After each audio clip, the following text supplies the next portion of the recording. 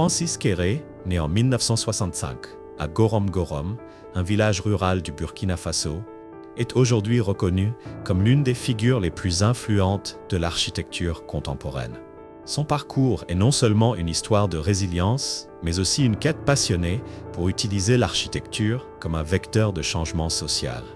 L'itinéraire de Kéré passe par de nombreuses étapes de sa vie, l'amenant à devenir le premier Africain à remporter le prestigieux prix Pritzker en 2022.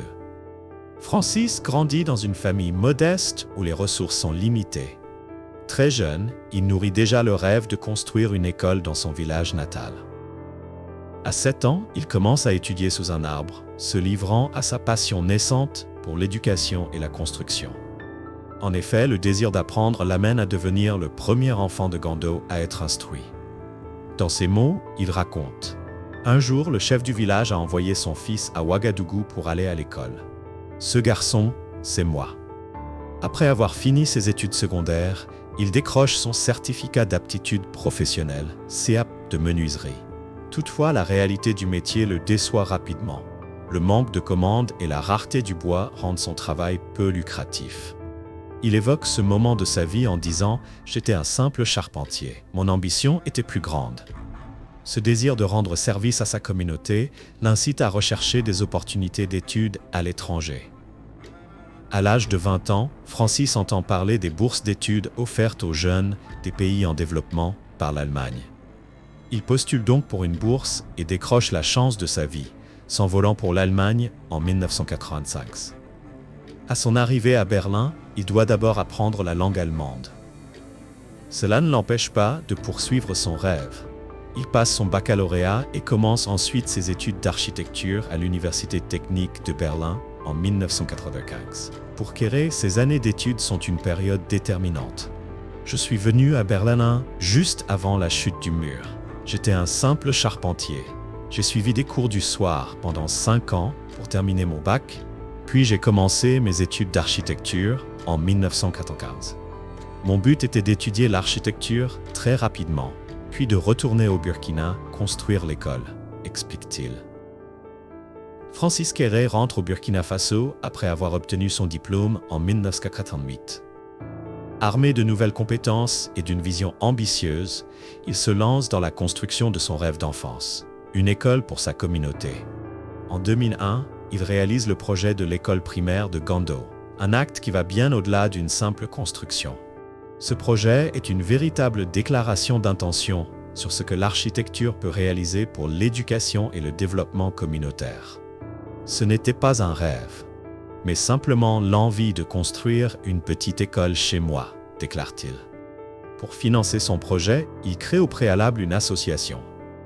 Grâce aux premiers fonds obtenus, il se procure une presse à briques et décide de démarrer malgré un budget serré.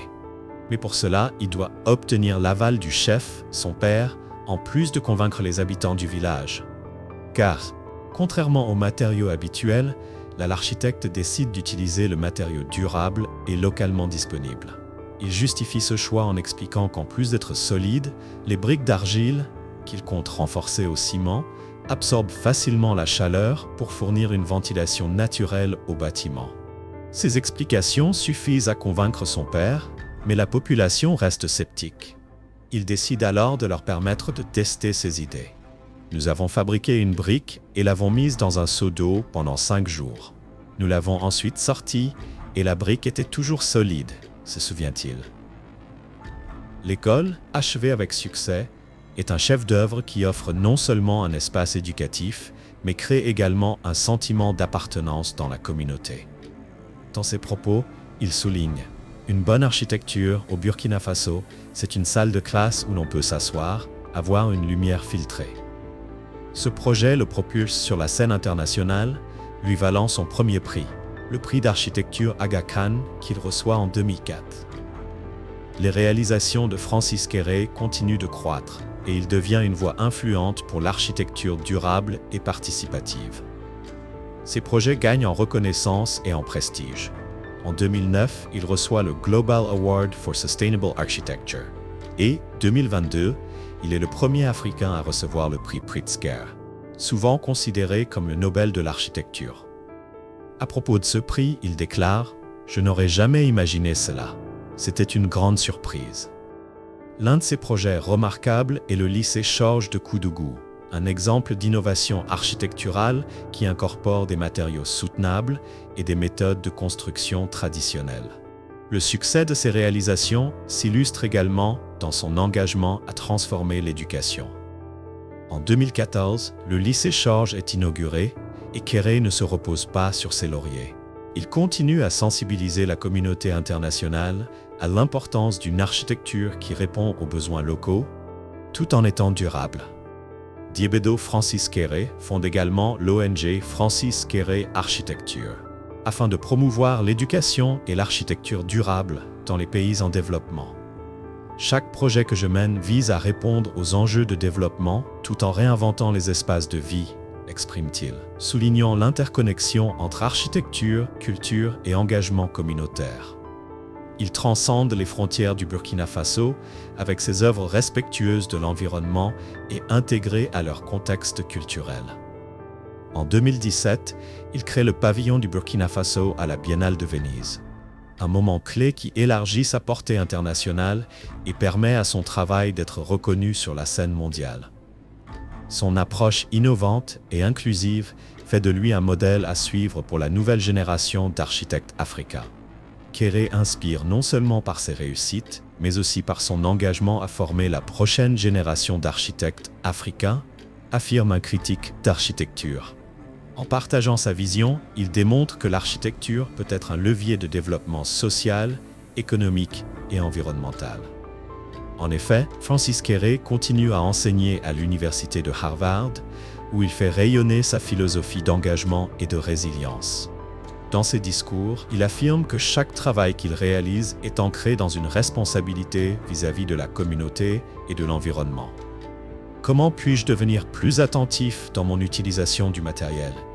Et comment puis-je contribuer dans le cadre de ma profession à améliorer la situation? Ce questionnement constant l'accompagne dans tous ses projets et reste au cœur de sa démarche comme architecte. Francis Kéré incarne l'esprit de résilience et d'innovation au sein du domaine de l'architecture.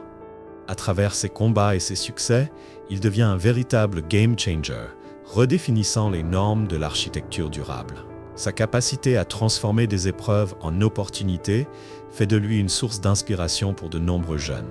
Il n'est pas seulement un architecte, mais un symbole d'espoir pour des milliers d'individus au Burkina Faso et au-delà. Dans ses dernières déclarations publiques, il rappelle que l'architecture n'est pas seulement une question de construction, mais également une question de communauté, de culture et d'espoir. Francis Kéré est en effet bien plus qu'un architecte. Il est un bâtisseur d'avenir.